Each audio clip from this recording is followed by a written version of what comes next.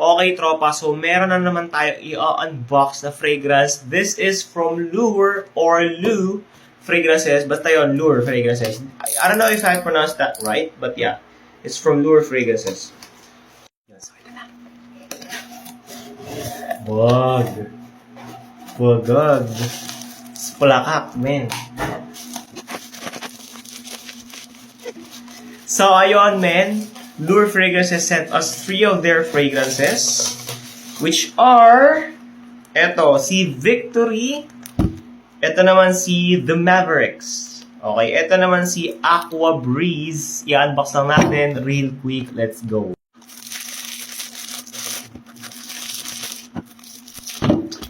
So, eto namin, Victory, and I believe this is Invictus. To be honest, hindi ko kabisado kung ano yung mga fragrances nila. But, ooh! Look at this bottle. Look at their bottle. Ang classy, ang elegant. Wow! Ang elegant ng bottle na. By the way, this is 30 ml and ang ganda, men. Wait lang, kunin ko lang ang test strips natin. Yan. Test strips, men. Solid. Victory. Ooh, ganda.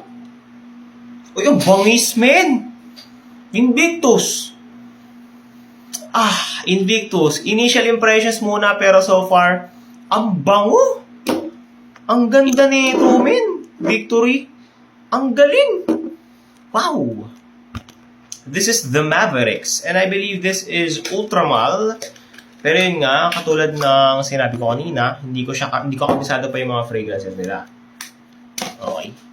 So, let's see.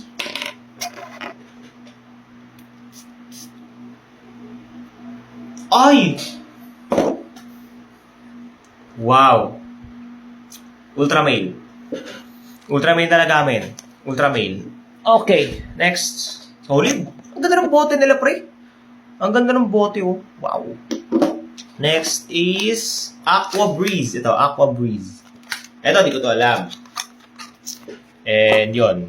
Correct me or educate me na lang if ano ba talaga itong Aqua Breeze nila. Wait lang.